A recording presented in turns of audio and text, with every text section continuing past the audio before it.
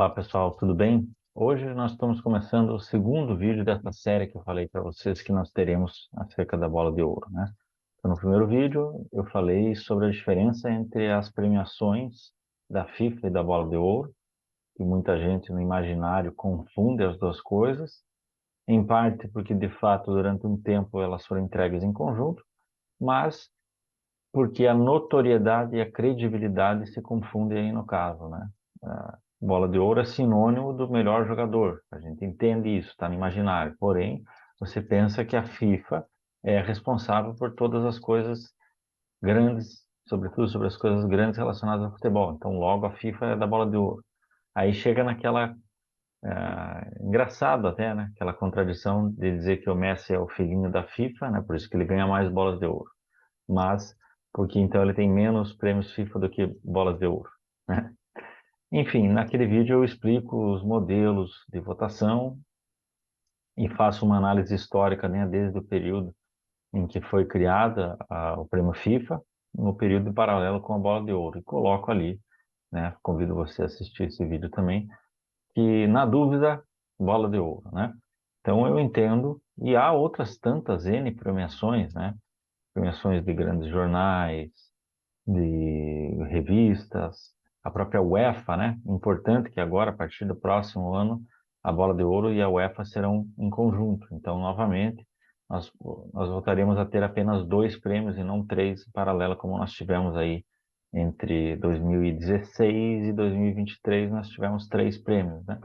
Três prêmios de maior relevância, que é a Bola de Ouro, a FIFA e o prêmio da UEFA, né? E em alguns anos houve uma divergência entre esses três prêmios, e em alguns anos, inclusive num ano específico, os três tiveram vencedores distintos, que vai ser o tema do nosso próximo vídeo. Hoje nós vamos falar acerca da Bola de Ouro de 2018, né? Então, concentrando no prêmio Bola de Ouro, mas eu vou citar os outros também, apenas para ilustrar bem a minha ideia. Neste prêmio, nós tivemos o Luka Modric como vencedor, né? Depois de uma sequência de 11 anos, de 2008 a 2017, 10 anos consecutivos, em que a bola de ouro foi entregue apenas para Lionel Messi ou Cristiano Ronaldo, né? Então, tivemos o Kaká em 2007 e a partir de então foram 10 anos em que o Messi e o Cristiano Ronaldo ficaram divididos, e aí o Luka Modric foi o primeiro vencedor. Isso não tem paralelo nenhum com nenhuma das outras grandes modalidades esportivas, mas eu gosto de lembrar que na NBA nós tivemos algo muito próximo disso, tá? O Bill Russell venceu 5 prêmios de MVP e o Wilt Chamberlain venceu 4, num espaço de 10 anos. O que acontece é que no meio desses 10 anos, no ano de 1964, o Oscar Robertson foi vencedor do prêmio MVP. Então, o Bill Russell havia vencido o MVP de 1959, o Wilt venceu em 60, 61, 62 e 63 foi vencido pelo Bill Russell. Aí, em 64, o Oscar Robertson vence. Em 65, novamente o Bill Russell venceu. E 66, 67, 68, o Chamberlain venceu. Portanto, de 59 a 68, nós tivemos 10 anos em que apenas uma vez o vencedor não foi o Russell ou o Chamberlain. Então, o mais próximo do que nós tivemos com relação à bola de ouro, em que durante 10 anos somente Messi e Cristiano Ronaldo venceram. Então, o motivo principal deste vídeo, ele se centra numa verdade que tem sido colocada por aí, e até mesmo de forma agressiva muitas vezes. Um dos vídeos das várias perguntas, com pequenas respostas, eu coloquei, a pergunta dizia assim: qual foi o prêmio mais bizarro, né? Mais imerecido, mais estranho, ou mais distante da realidade? O Oliver Kahn ganhar o melhor da Copa de 2002, o Cannavaro ser eleito o melhor do mundo de 2006 ou o Modric ser eleito o melhor do mundo de 2018. E eu coloquei que nenhum dos três é bizarro por conta do contexto nos quais eles estavam inseridos, né? Em 2002, o Oliver Kahn foi eleito o melhor da Copa. Muitos dizem, e você pode reparar nisso, Muitos dizem, ah, mas foi entregue antes da final, que cagada que fizeram de entregar esse prêmio antes da final, né? Aí deu no que deu. Aí eu só fiz essa explicação, acho que não neste vídeo, mas em outros, em que nunca o prêmio de melhor da Copa é votado antes, ou melhor, é depois da final, né? Ainda que agora, pro forma, eles oficializem, né, de entregar o prêmio para o cidadão ali depois do jogo, mas a votação já está feita, já está terminada. Tanto assim é que nós tivemos nas Copas de 90 e de 2010, em que o vencedor do prêmio de melhor da Copa sequer esteve na seleção que foi para a final, né? Foram eliminados nas semifinais. Salvatore Schillaci em 90 e o Diego Forlán em 2010. Ele vai falar que o prêmio não foi entregue antes da final, ou não foi decidido antes da final em 98. O melhor da Copa de 98 escolhido foi o Ronaldo Fenômeno, né?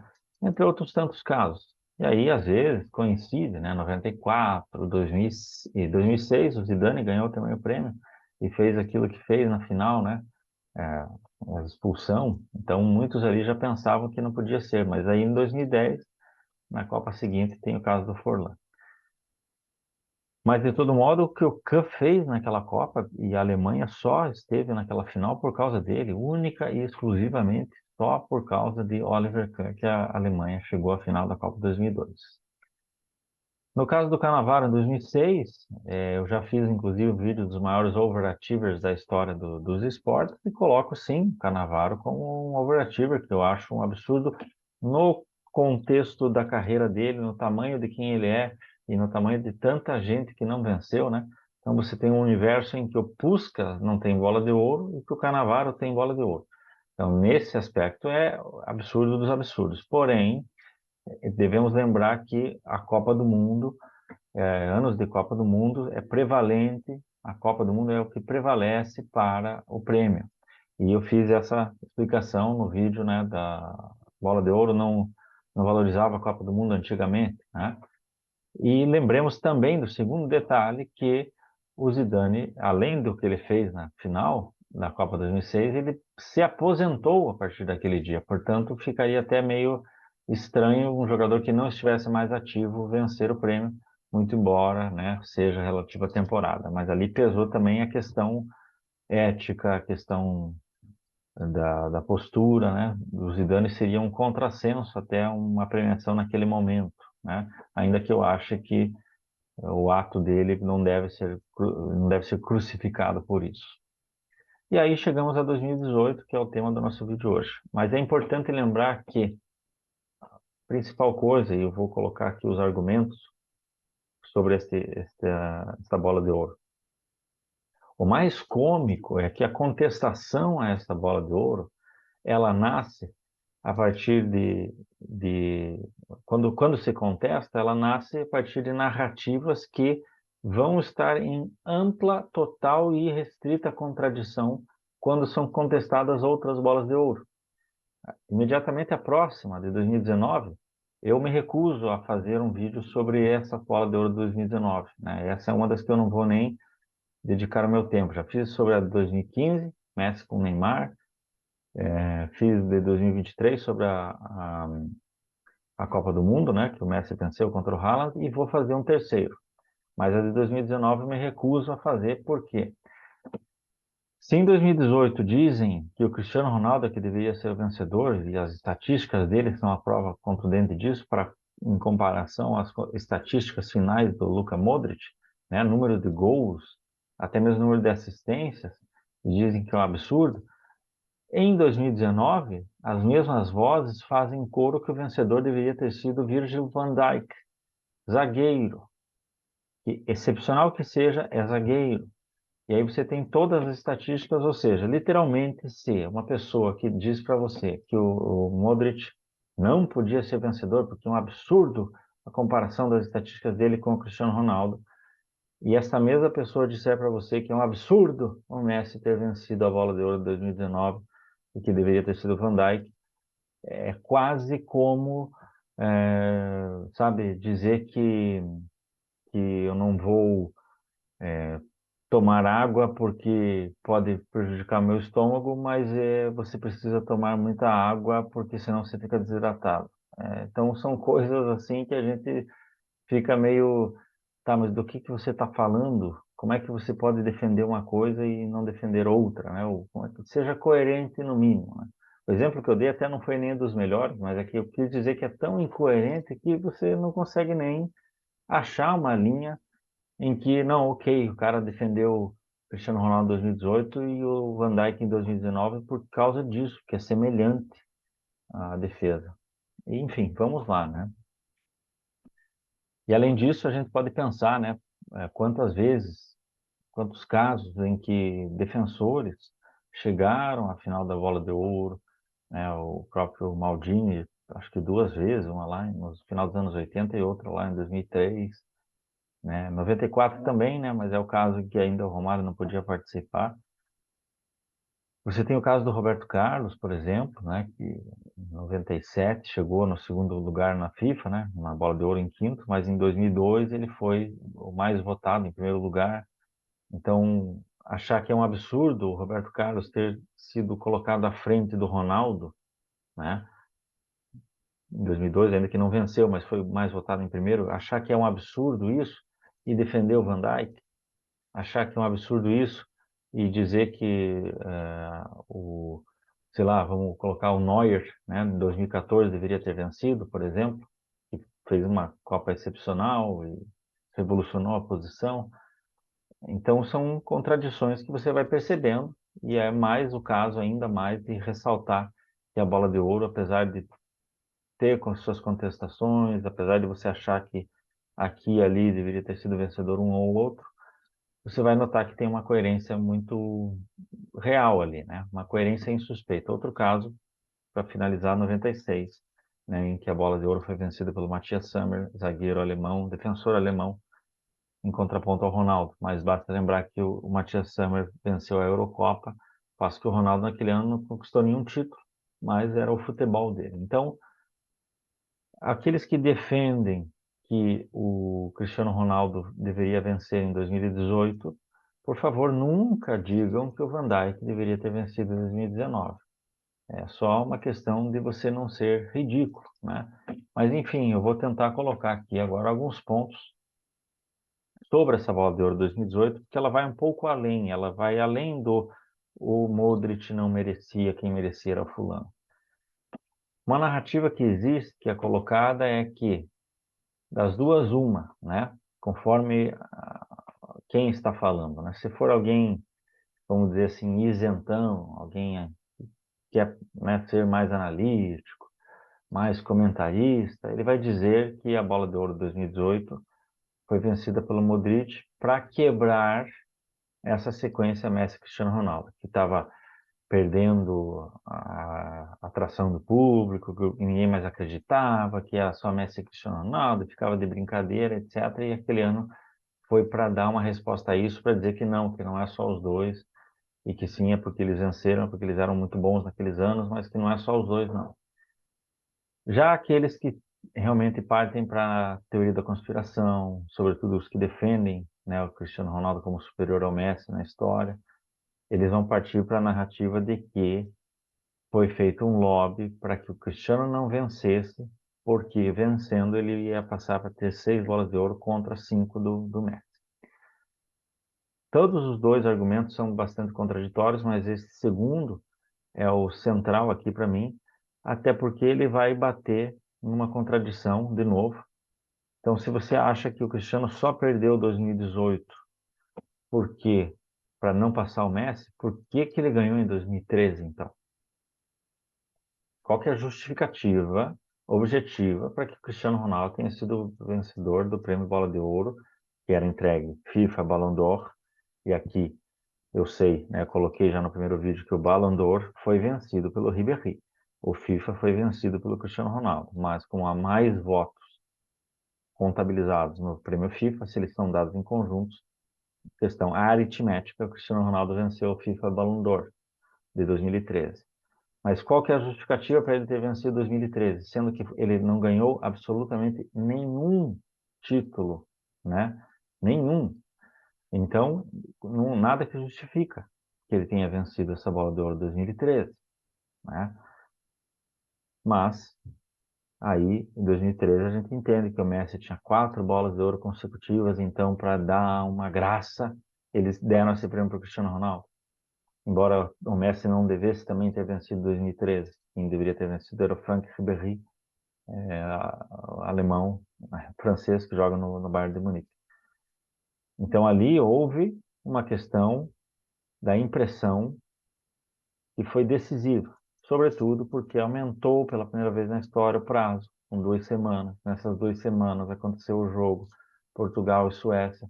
Ficou muito vivaz aquela performance do Cristiano Ronaldo, que é uma performance genial de fato, né, e decisiva e no momento de pressão, né, mas que um grande jogo numa repescagem da Copa do Mundo, né, uma repescagem das eliminatórias não pode ser superior a uma temporada.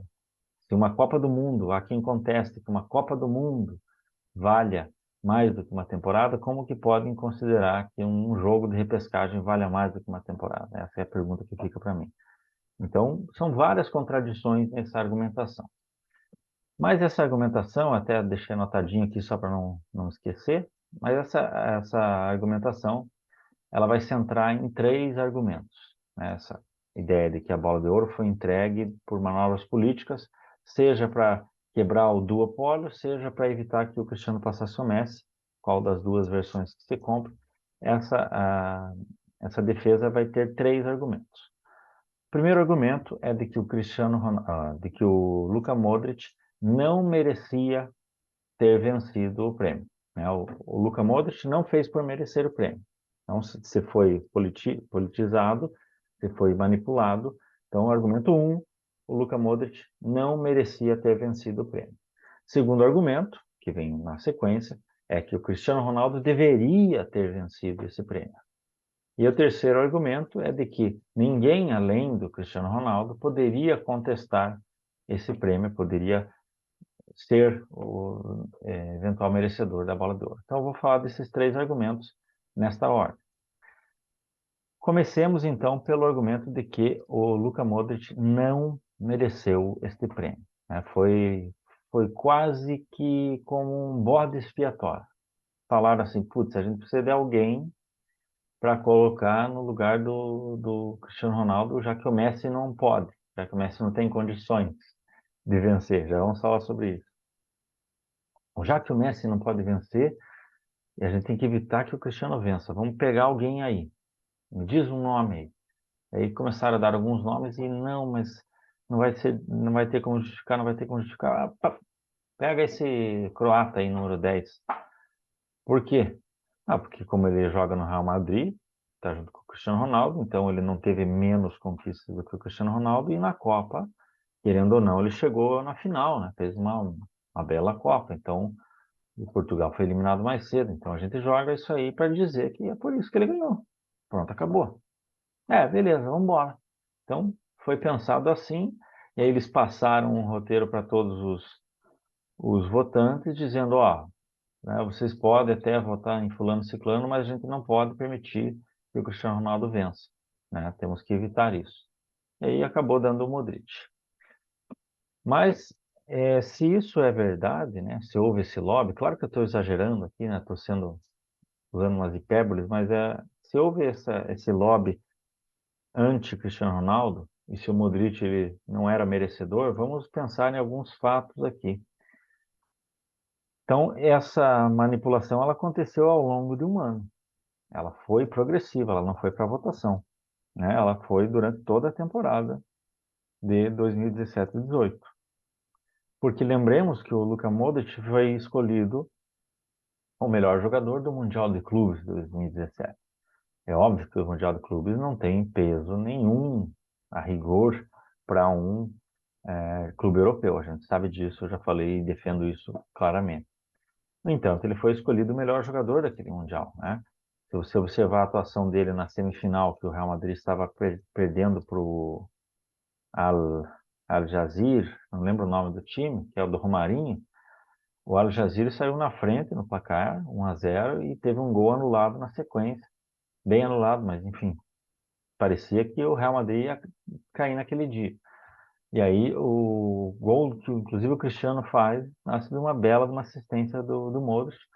Ele chegou a chutar a bola na trave, enfim. E na final, a mesma situação.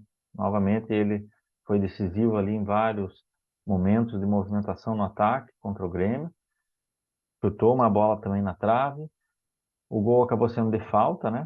O próprio Cristiano que fez o gol. Mas ele dominou as ações em todos os dois jogos. E não à toa foi escolhido o melhor jogador do Mundial de Clubes. Ele venceria também o prêmio de melhor jogador da Copa, chegando na final. Ah, mas eu contesto. Eu também contesto que ele tenha sido o melhor daquela Copa de 2018, na minha visão, não foi. Nós vamos falar sobre quem na sequência. Mas o fato é que o cara fez uma grande Copa. O cara foi extremamente decisivo lá no momento chave do grupo, porque aquele grupo era o grupo da Argentina, né? Croácia, Argentina, Islândia e Nigéria. Primeiro jogo, a Argentina empata com a Islândia, 1-1, e a Croácia vence a Nigéria, o Modric faz um dos gols. Então, chega no Argentina e Croácia, era na verdade um jogo praticamente decisivo. E foi 3-0 para a Croácia, um baile de bola. O Modric faz um golaço, né? Faz um baita de um gol ali, uma jogada espetacular. E na sequência, vai embora a Croácia, né? Se não a exemplo da Alemanha de 2002, mas no mínimo essa Croácia ela não teria chegado onde chegou sem ele. A melhor definição que eu já vi sobre o Modric nessa época foi ainda nesse período, acho que durante a Copa, talvez ali nas oitavas de final, um amigo meu, o Brand, um abração, meu querido, falou o seguinte: aquele número 10 é impressionante, ele é um motorzinho da Croácia. Então essa é realmente a visão. Ele é motorzinho da Croácia e do Real Madrid. Essa é realmente a visão que se deve ter dele. E ele fez isso até recente tempo, né? A própria Copa de 2022 contra o Brasil. É impressionante como o cara ele estava na área de defesa e na área de ataque o tempo todo, não é uma vez ou outra. Ele é um jogador que faz isso o tempo todo.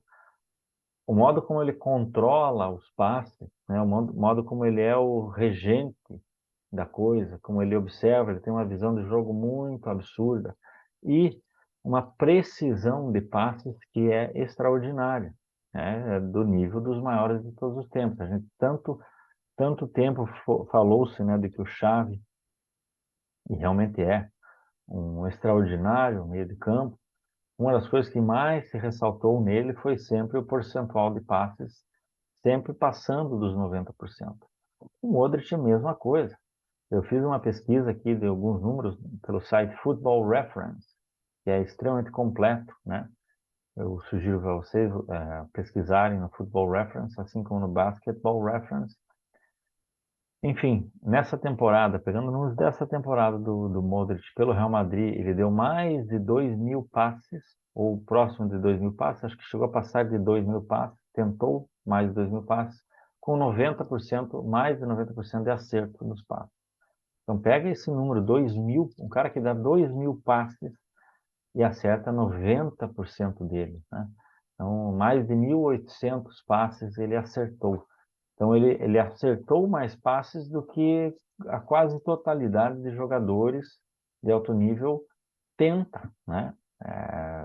Chega a ser gritante a diferença. É natural que, se eu comparar um meia com um centroavante, um atacante, através do número de passes, vai ser injusto da mesma forma que eu comparar um centroavante com um meia, um segundo volante, pelo número de passes, né? Mas aqui eu estou falando da performance dele, da performance extraordinária dele. E pela seleção, isso também acontece. Ele até acerta um pouquinho menos de passes pela seleção do que pelo Real Madrid. A seleção, o nível de acerto dele é 87%, né? Um total aí de mais ou menos 300 passes que ele deu na seleção nessa temporada, portanto, alguns jogos de eliminatórias, um outro amistoso e mais a Copa do Mundo, né? Foram mais de 300 passes, um total aí de 12, 13 jogos, e um índice de acerto próximo dos 90%, né? Sendo que na seleção ele tem uma função maior até do que no Real Madrid, né? Na seleção, ele não apenas é um organizador do meio de campo, como ele faz mais movimentos. No Real Madrid também ele faz, mas na seleção ele é mais responsável por mais tarefas, né? Da mesma forma que o Cristiano Ronaldo, no Real Madrid ele tem um alto índice de assistência, né? Porque é o último passe, sim, mas ele tem uma movimentação relativamente grande ali, né? No perímetro, em torno da grande área, dentro da área e tal. Ao passo que em Portugal ele é praticamente um jogador fixo, né? Você vê, por exemplo, os índices de passes do Cristiano em Portugal. Eu vi vários casos em que ele deu assim, ele chegou a dar pela seleção de Portugal, acho que nessa temporada, coisa de 12 passes ele deu, né? Não sei se na Copa do Mundo apenas, talvez. Então, ele deu 12 passes e acertou 7. O passo que no Real Madrid ele vai dar ali mais de 20 e tantos passes, nos jogos, né?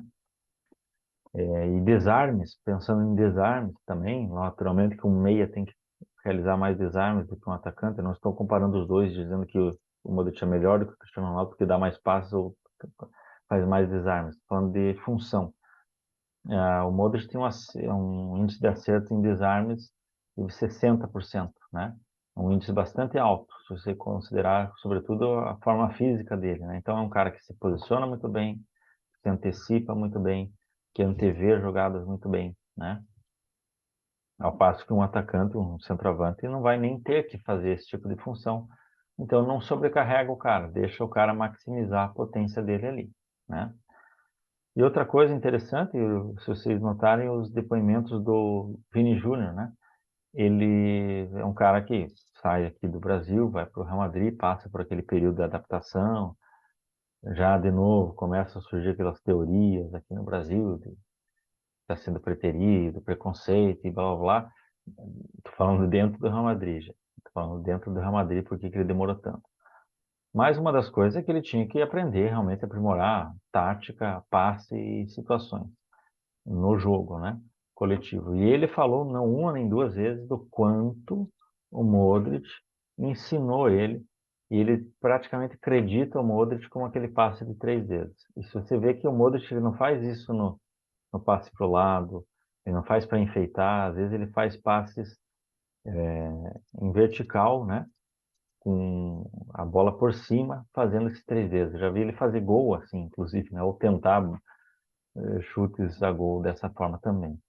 Então é um cara que você pode até contestar que ele não é o mais vistoso, que ele não foi o mais decisivo num determinado jogo, que sem os gols do Cristiano Ronaldo não seria a mesma coisa, que na seleção mesmo, eu já vi até gente falando, não foi nem o melhor da Croácia, francamente, né? Com todo respeito aí. Quem fala que ele não foi nem o melhor da Croácia, ou realmente é de birra com o cara, ou tem um conceito de futebol que não me chegou, que eu não entendo ainda esse conceito de futebol, né? Então, os mesmos que exaltam tanto o Xavi e tentam diminuir o Modric, para mim é uma contradição absurda. Então, ele não mereceu o prêmio? Ele mereceu com toda certeza, porque ele executou a função dele a quase à perfeição.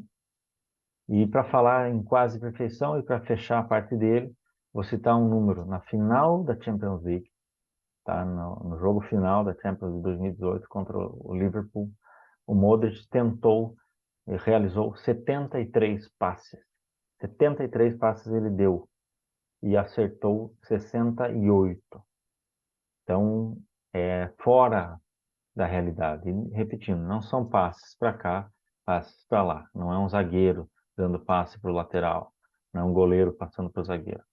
São muitas vezes passes agudos, lançamentos de 3 dedos, um passe que vem de um desvencilhar-se de uma marcação pesada e executa o passe à perfeição, antecipa, joga lá no lugar vazio. Então, é um jogador extraordinário. Teve um ano em que, pelo Real Madrid, teve a maior conquista possível e pela seleção, levou a seleção no maior lugar que a seleção já esteve, né? Não venceu, é verdade, não venceu a Copa do Mundo, mas foi determinante para que ela chegasse lá. E lembremos, né, que nas oitavas, nas quartas e na semifinal da Copa do Mundo, a Croácia foi para os pênaltis. Não lembro se em todos foi para o pênalti ou em um deles apenas foi para a prorrogação. Mas, de todo modo, foram 120 minutos jogados em todos esses aí, né? Portanto, um jogador, repito, extraordinário. E um grande líder, um cara que sabe transmitir. Você vê na eliminação do Brasil na Copa do Mundo 2022, ele foi lá falar com os caras que são companheiros de equipe dele. Então, além de tudo, também é um exemplar, né? Assim como foram Xavi e Iniesta, é um exemplar de um jogador e, portanto, merecidíssimo, assim, a bola de ouro dele, pensando na performance dele. Eu não estou dizendo que ninguém jogou mais do que o Modric em 2018, mas que dizer que ele não jogou para merecer o prêmio é uma inverdade.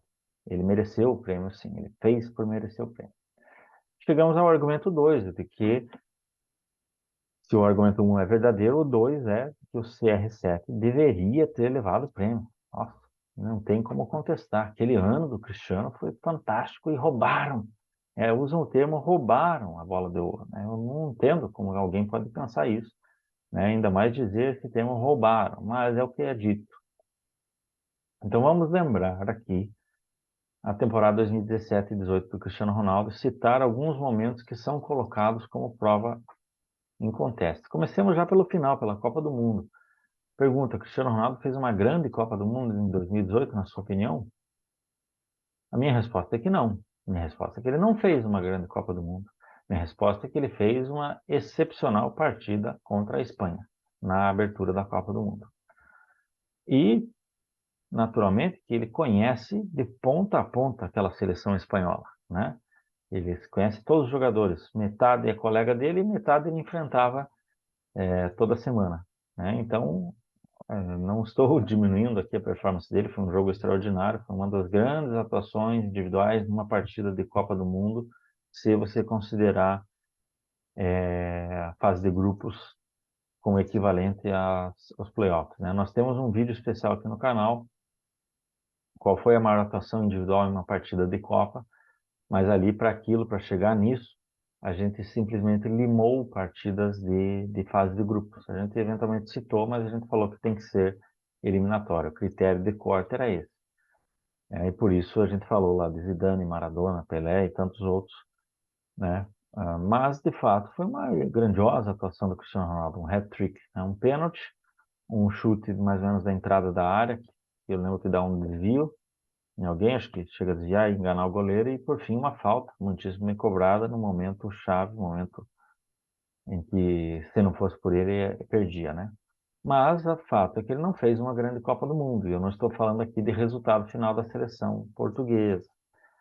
No jogo seguinte, Portugal enfrenta Marrocos, acho que aos 4, aos 5 minutos, antes dos 10 minutos, com toda certeza, um escanteio para Portugal, o Cristiano sobe lá no quinto andar, aquela cabeçada, pá, 1-0 para Portugal.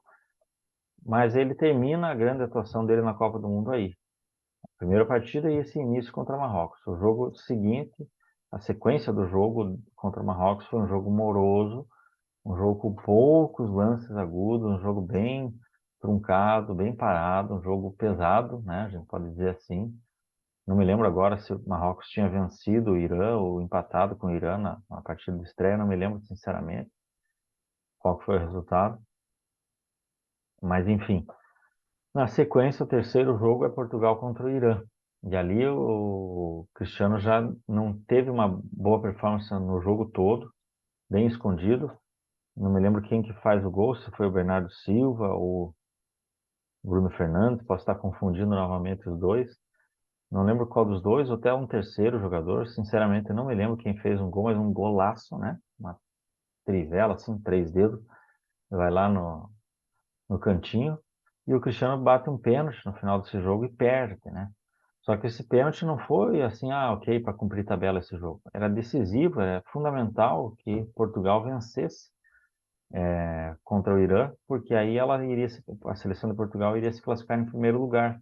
E acontece que com o empate de Portugal e Irã e também o empate de Espanha e Marrocos, a Espanha se classificou em primeiro e Portugal em segundo. Foi para as oitavas de final, Portugal e Uruguai. Portugal eliminado por Uruguai, 2-1. 2 gols do, do Cavani, né, para Portugal, e também na seleção portuguesa, Cavani para o Uruguai, e pela seleção portuguesa também não foi o Cristiano que fez o gol.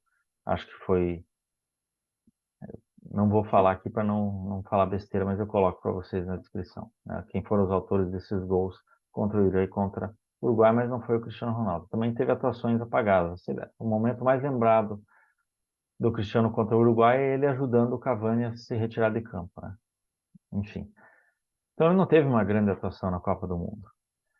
E isso vai nos ajudar a remontar toda essa temporada dele e perceber que isso foi um padrão dele nessa temporada. Não estou dizendo que ele teve grandes atuações apenas em jogos menos importantes, mas que em quase todos os jogos mais fechados ali, ele não teve grandes atuações, e em jogos de menor pressão ou com adversários de menor qualidade, ele teve atuações estratosféricas, né? Comecemos, por exemplo, da seleção de Portugal ainda, no final da qualificatória, mais os amistosos. Ele arrebentou no jogo contra a seleção de Andorra, arrebentou no jogo contra a seleção das Ilhas Faroe, né? Mas no jogo contra a Suíça, que todo mundo sabe que é uma seleção fechadinha, e contra a própria Hungria, isso nas eliminatórias, ele passou em branco, né? Então ele meteu hat-trick ali, fez doblete ali, nas seleções de Copa já não fez. E nos amistosos antes da Copa, Portugal enfrentou o Egito do Salah, o Egito sai na frente 1-0, Cristiano faz 2 gols no final do jogo, a virada. E aí Portugal também enfrentou a Holanda, derrotada pela Holanda 2-0 ou 3-0, também uma atuação apagada do Cristiano. Então esse padrão se observou aí também. Mas voltemos lá para o início da temporada. Foi uma temporada que ele começou muito bem, né? Ele vinha ali da temporada 2016, 2017 do título da Champions, né? Uma grande atuação dele na final contra a Juve. Vinha do Real que foi campeão espanhol depois de 4 anos aí, 3 do Barcelona e 1 do Atlético de Madrid. Conseguiu quebrar ali a sequência, né? 4 anos, né? 2013, 13 Barcelona, 14 Atlético de Madrid, 15 e 16 Barcelona novamente. Então, o Real conseguiu vencer a Liga Espanhola novamente. Então, ele vinha com essa estatura, né? Já praticamente só esperando a entrega da Bola de Ouro daquele ano, que seria dele. Supercopa da Espanha, primeiro jogo, 1-0 para o Real Madrid. 1-0 para o Real Madrid. E o Barça empata com um pênalti do Messi. Alguns minutos depois, o Cristiano faz um belíssimo gol, né? O Gerard Piqué, aquele zagueiro também bastante superestimado, mas o Cristiano dá um corte nele ali na diagonal e bate cruzado, um golaço. E aí ele tira a camisa e mostra lá o Ronaldo 7 para a torcida do Barcelona, porque é justamente o gesto que o Messi havia feito 3 meses antes, né? Aquele famoso jogo Real e Barça lá no Bernabéu, 2-2, no último minuto o Messi faz aquele gol e mostra para a torcida. Então, o fantasma do Messi, né, a comparação com o Messi sempre na cabeça do Cristiano Ronaldo, por mais que ele diga que não, né? Um cara que declara que a Liga Árabe é melhor do que quase todos os campeonatos da Europa, exceto a Premier League, e que é muito melhor do que a MLS. Com que propósito que ele está falando isso, né? Enfim, é isso também que ajudou ele a chegar onde ele chegou, né? Mas nesse jogo, já na sequência, depois desse golaço, o que que acontece? O Cristiano Ronaldo, eu não me lembro se foi uma falta marcada para o Barça ou uma não marcada para o Real Madrid. Ele vai lá e empurra o juiz, né? Ele é expulso, portanto, por conta desse ato, e na sequência ele é suspenso. Ele é votado para que ele seja suspenso, salvo engano, 4 ou 5 partidas de La Liga ele não pode jogar. Então ele já fica fora aí de vários jogos no Campeonato Espanhol. E neste ano, no Campeonato Espanhol, ele também várias vezes, uma lesãozinha aqui, uma lesãozinha ali, uma lesão misteriosa entre a segunda partida da semifinal e a partida da final da Champions. Então, nessas 3 semanas ali, ele ficou de fora por lesão umas 2 semanas, acho que jogou só uma partida para se aquecer para a final, né? Então, mais um ponto importante. No Campeonato Espanhol, ele fez 26 gols em 27 jogos, média sempre altíssima, né? Nesse ano, o Messi fez 34 gols em 36 jogos, mesma média, até igual, né? E acho que o Luizito também fez bastante gol ali. Enfim, sempre mantendo o padrão, mas o importante é nós lembrarmos como que foi esse Campeonato Espanhol, como que terminou esse Campeonato Espanhol. Terminou com o Barça campeão, com uma distância bastante grande, uma distância que há tempos não se via e não se vê mais recentemente entre o campeão e o vice no Campeonato Espanhol. Acho que foi 93 pontos para o Barça, 76 para o Real Madrid, 76 para o Real Madrid, 73 para o Atlético de Madrid, ou 79 e 76, mas essa pequena diferença entre o Atlético vice e o Real terceiro, e uma distância de 3 a 4 rodadas, 4, 5 rodadas entre o Barça e o vice. Detalhe, o Barcelona só não foi, literalmente, só não foi campeão invicto, porque na última rodada, já com os jogadores, boa parte deles reserva contra o Levante, acabou perdendo o último jogo, literalmente a última rodada, com o título já tendo sido conquistado anteriormente. Então, a rigor, foi um título invicto, né? Título comparável ao do Arsenal lá em 2003, 2004, liderado pelo Henry, né? Então, é isso que aconteceu no Campeonato Espanhol, né? O Real terminou apenas na terceira posição, muito próximo do Atlético de Madrid. E como foi os confrontos contra o Barça e contra o Atlético de Madrid? Contra o Barça teve um empate, um 2-2, em que o Cristiano faz um gol, o Messi também faz um, acho que o Luizito faz outro, e não sei se o Sérgio Ramos ou o Benzema fez, deu 2-2 lá no Camp Nou, mas esse já é o jogo na reta final do campeonato. E o outro, o Barcelona venceu. Contra o Atlético de Madrid foram dois empates, um 0-0 e um 1-1. Esse 1-1 no Bernabéu, o Cristiano faz um gol logo no início do segundo tempo, cruza a bola bem alta, ele, como excepcional centroavante, se posiciona muito bem, recua um pouco e já, antes da bola cair, já chuta. Um gol muito bem executado. Mas na sequência, alguns minutos depois, uma ótima jogada do Atlético de Madrid, comandada pelo Griezmann, uma triangulação, ele entra na área e bate, faz o gol. Então, essa informação também vai ser relevante para nós no argumento 3.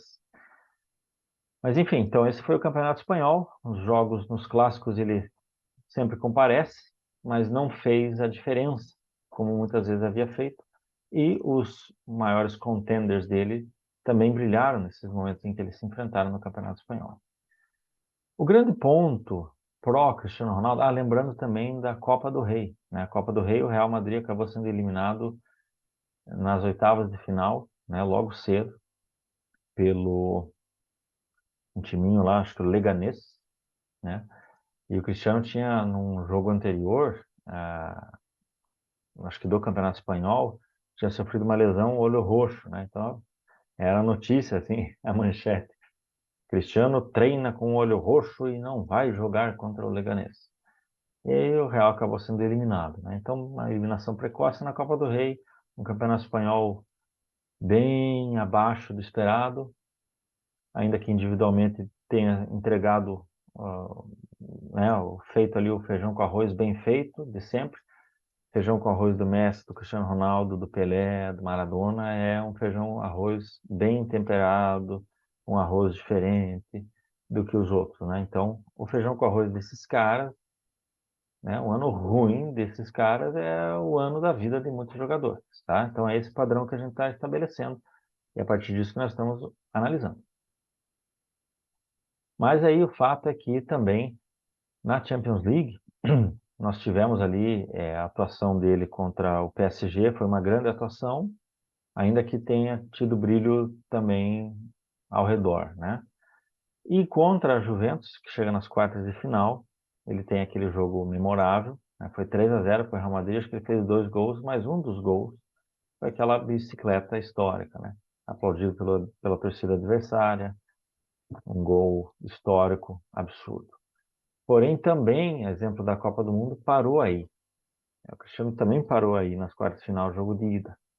No jogo da volta, 3-0 para a Juventus, no último minuto, já nos acréscimos, acho que 50 minutos do segundo tempo, um pênalti questionável, eu acho que foi pênalti, não vou dizer que não foi, mas aquele pênalti também que, francamente, numa outra situação, quantas vezes a gente já viu não darem, né? E aí um 3-0 lá, 0-3 aqui, nos acréscimos do segundo tempo, aquele pênalti acabou sendo uma coisa meio dura, né, de engolir para o torcedor da Juventus. Até hoje tem gente que fala, né, que foi manipulado e blá blá blá, vergonha, etc. Buffon é expulso na sequência, né? E o Cristiano bate o gol, faz o gol de pênalti. Mas ele teve uma atuação bem abaixo, né, do padrão. Porém, nas três partidas seguintes, as duas semifinais e na final, ele teve uma atuação nula, uma atuação apagada. Estatística para vocês. Nos dois jogos, contra o Bayern de Munique na semifinal e na final contra o Liverpool, sabem quantos chutes somados esses três jogos? Quantos chutes a gol o Cristiano Ronaldo deu? Deu 2 chutes a gol. Um na segunda semifinal e outro na final.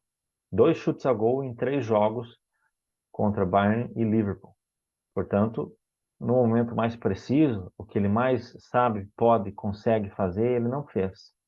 Ao passo que o Modric, pegando o exemplo que eu dei ali, só para citar o exemplo do número de passes dele na final da Champions League, foram 73 passes tentados e 68 completados.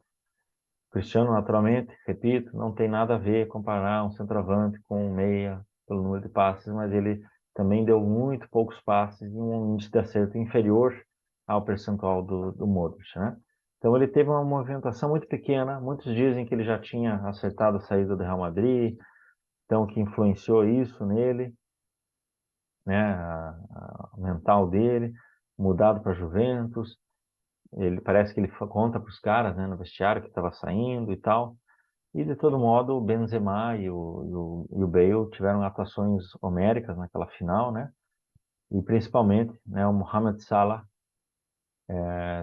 foi tirado criminosamente daquela final, então aquele resultado de fato poderia ter sido outro, né? Teve ainda o choque do goleiro com, não lembro se foi com o Ramos também, né?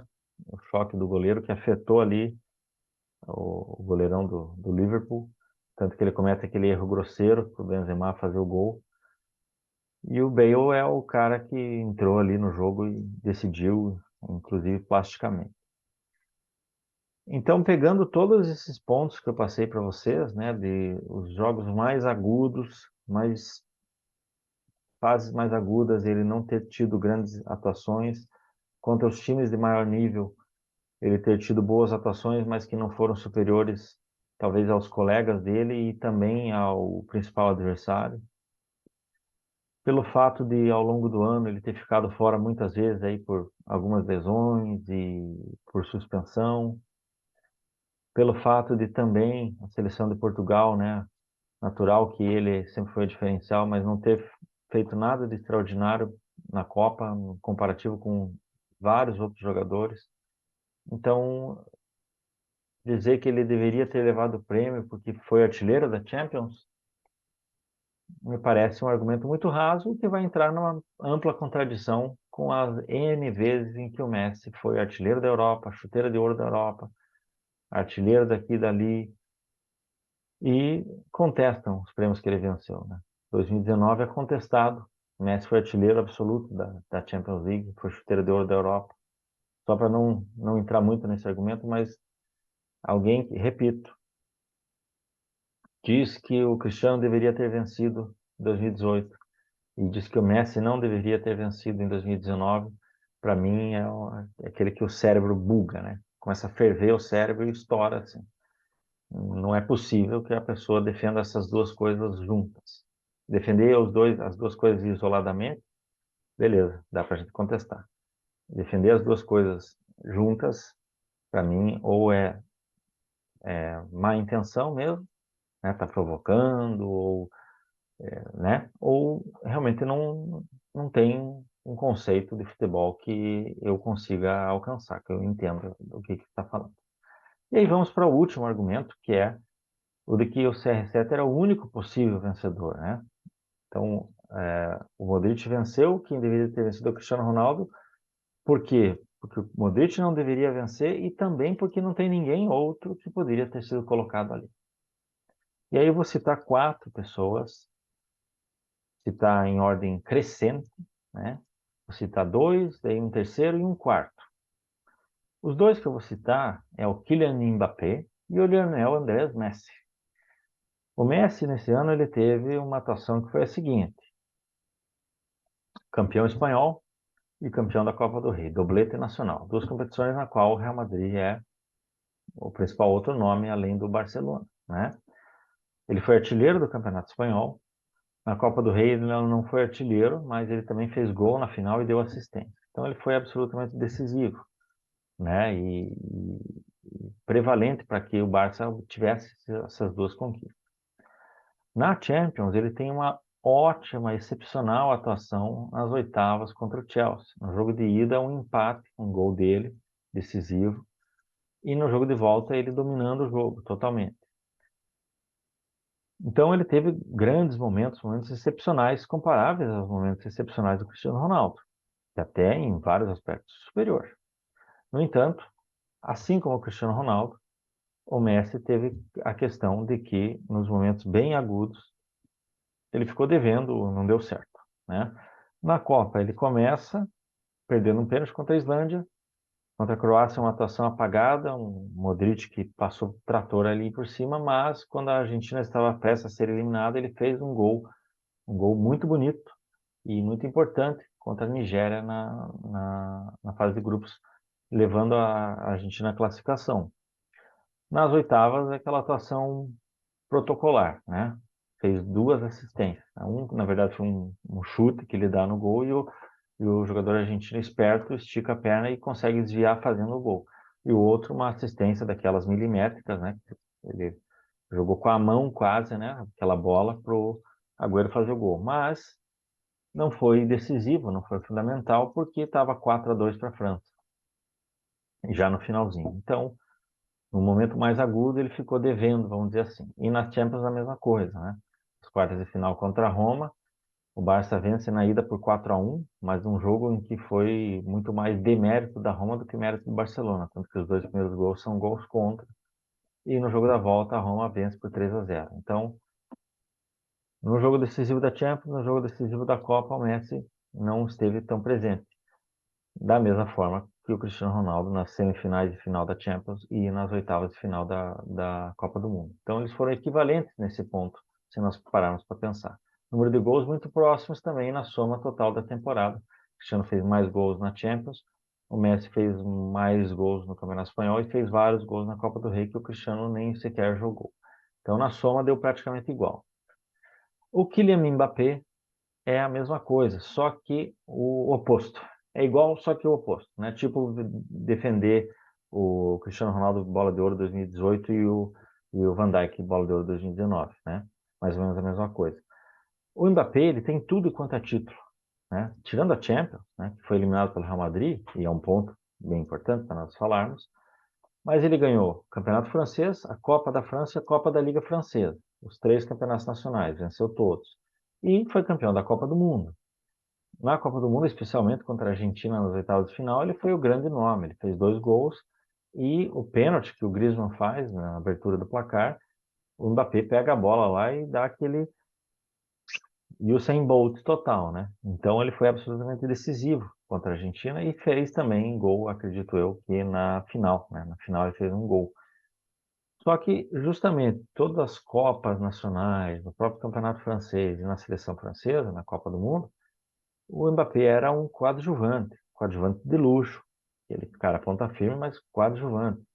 Ele não foi o principal jogador do título da Copa do Mundo, não foi o principal jogador do título da Copa da França, não foi o principal jogador da Copa da Liga, não foi o principal jogador do Campeonato Francês, mas ele estava em todos. Então, seria basicamente como premiar algum jogador outro qualquer, né, por conta dos títulos coletivos. Então, se eu colocasse o título coletivo como principal mote para a Bola de Ouro, o Mbappé seria o vencedor.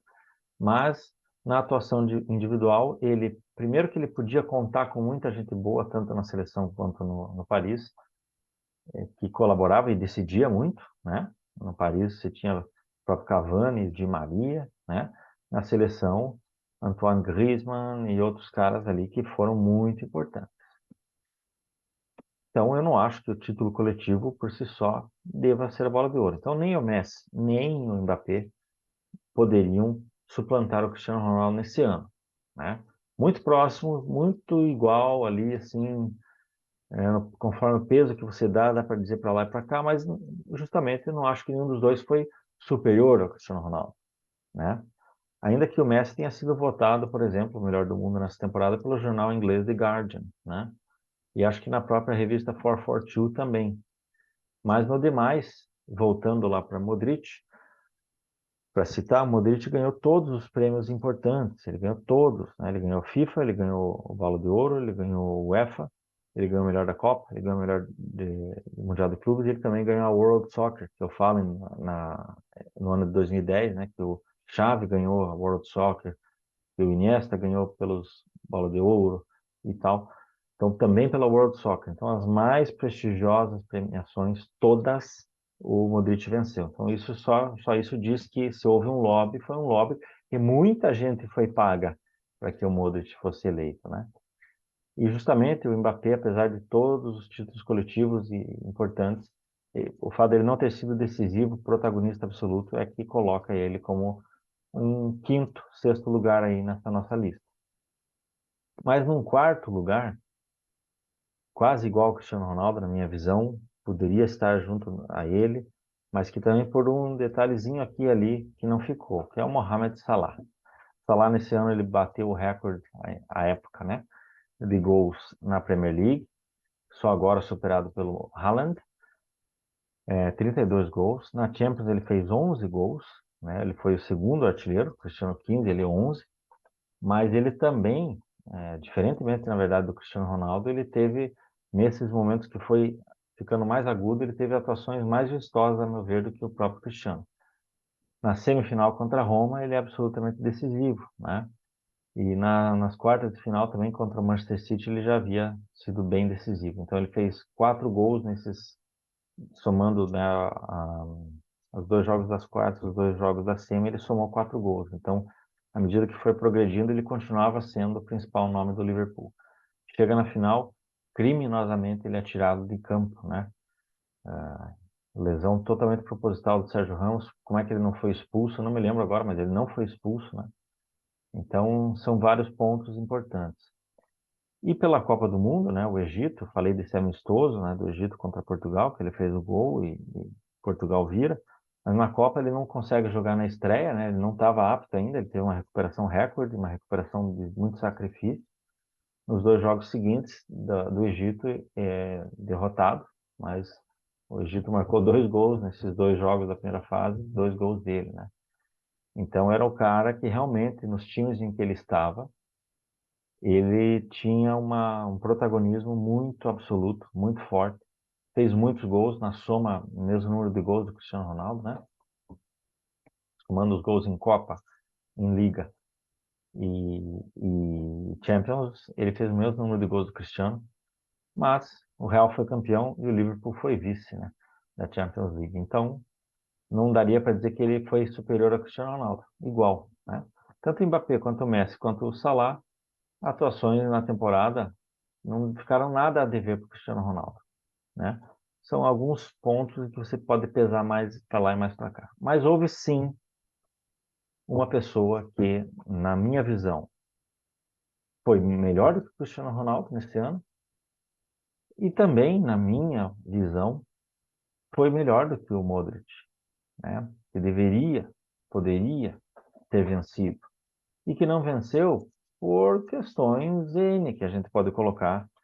Eu vou até puxar a entrevista dele para citar isso, né? Para citar essa frase que eu vou dizer, mas antes eu vou remontar para os números e para os números da Bola de Ouro desse cara neste ano, nessa temporada 2017-2018. Antoine Griezmann. Na minha visão, ele foi o melhor jogador dessa temporada. Ele deveria ter vencido a Bola de Ouro.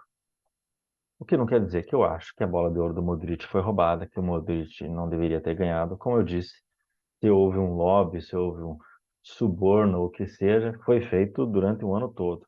Foi combinado com os russos, como diz o ditado, né? Só falta combinar com os russos. Então, combinaram com os russos. Ó, a gente quer que o Modric jogue demais, que todo mundo veja e que fale dele, né? Então, começou isso lá, quando, né, iniciou a temporada, né? Parênteses, tanto o Cristiano quanto o Modric, eles praticamente não jogam ali nas Supercopas da Espanha e da UEFA, né? O Cristiano joga a primeira partida da Supercopa da Espanha e é expulso, não joga a segunda, portanto, e na Supercopa da UEFA ele entra no 80 minutos, ele entra. O Modric não jogou a primeira partida, jogou a segunda da Supercopa da Espanha e a da Supercopa da UEFA, né? Mas todos os dois iniciaram a temporada bem de boa, né? E foram ligando o turbo para a sequência ali. Antoine Griezmann, na minha visão, ele foi o melhor jogador do ano. Eu vou dizer por quê, né?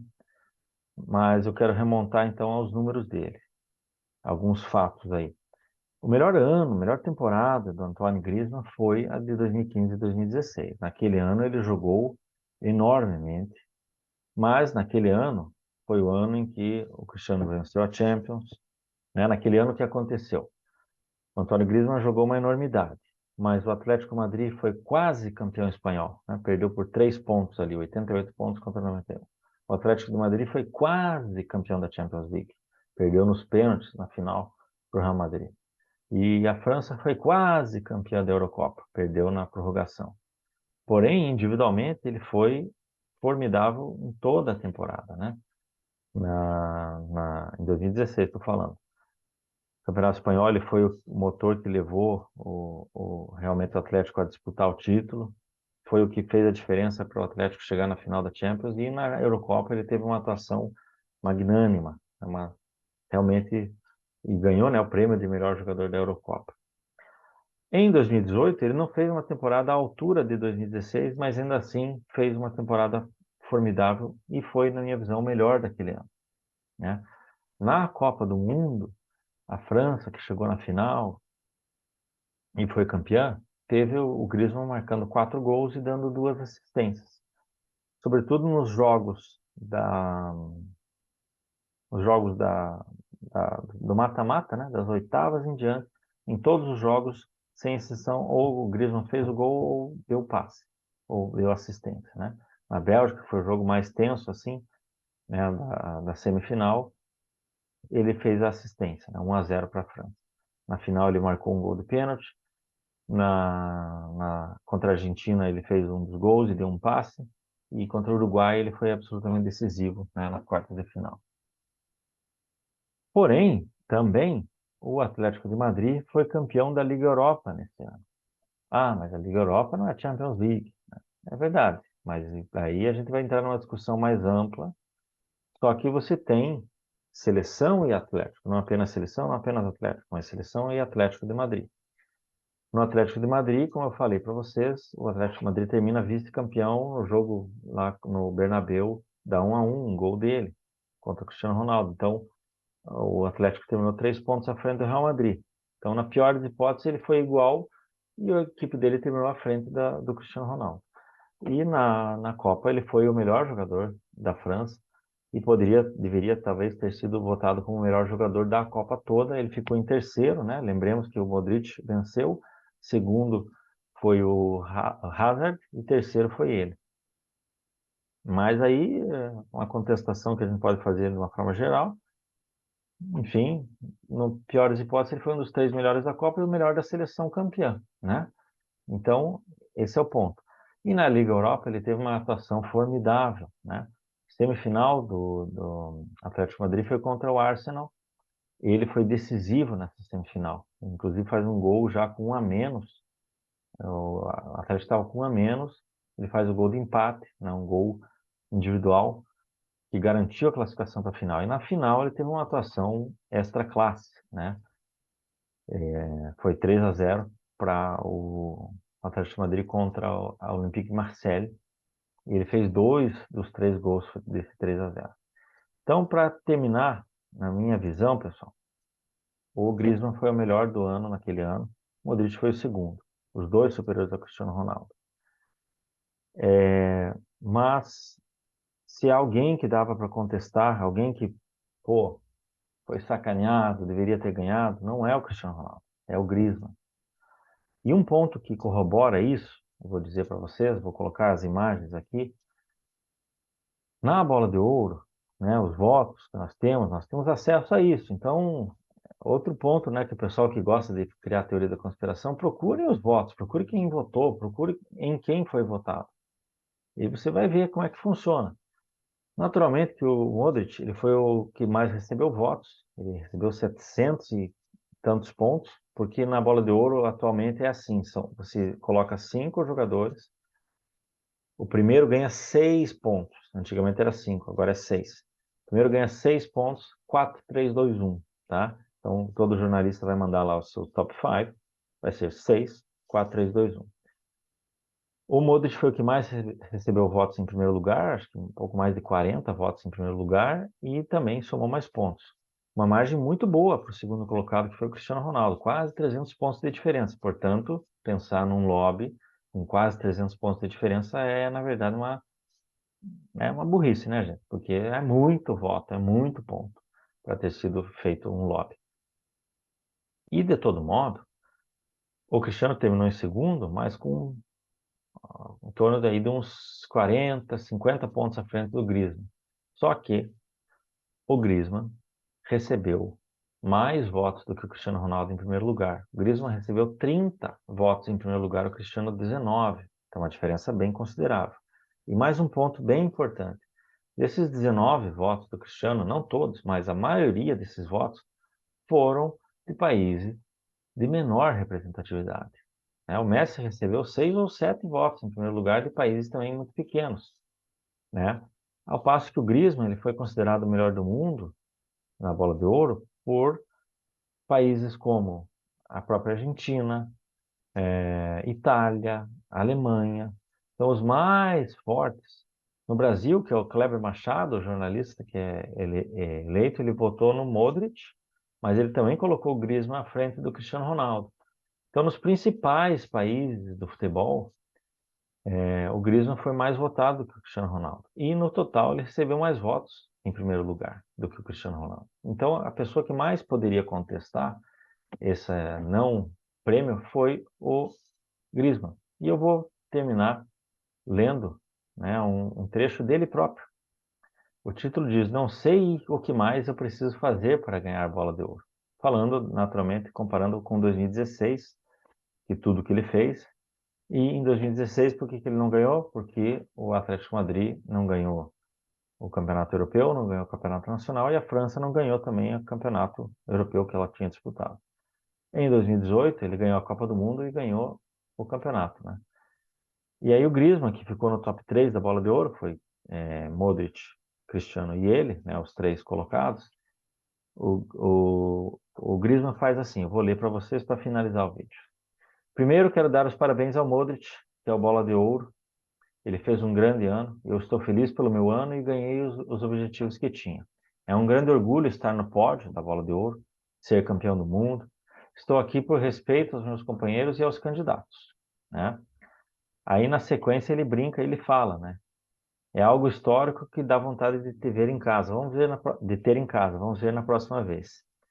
Ele diz que ele conta com os companheiros de clube e seleção para poder estar no lugar do Modric no futuro. Aí ele fala: Eu ganhei a Europa League e a Copa do Mundo. O que mais eu preciso fazer, eu não sei. Então, de fato, eu termino para vocês dizendo isso, né, pessoal? Que o Modric, ele é um legítimo vencedor. Deixa eu só terminar aqui o compartilhamento da tela. Não estou conseguindo retornar aqui, mas enfim. Aqui, ó. O Modric é um legítimo vencedor, né, merecido por tudo que ele fez, pela função que ele exerce e como ele a exerceu também. Mas se há alguém que deveria contestar esse prêmio, alguém que poderia e não o fez, né, não criou e não fomentou, não tem legião de fãs para ficar alardeando, repetindo e contestando e xingando e ofendendo os outros, é o Antoine Griezmann. Ele poderia sim contestar esse prêmio porque ele foi em tudo que lhe foi proposto, ele fez e o fez com maestria e conquistou os dois principais troféus que ele disputou, e um deles o maior dos troféus, né? Então, é isso. O Bola de Ouro, na minha visão de 2018, deveria ter sido o Griezmann, mas eu acho que está em muito boas mãos com o Luka Modric.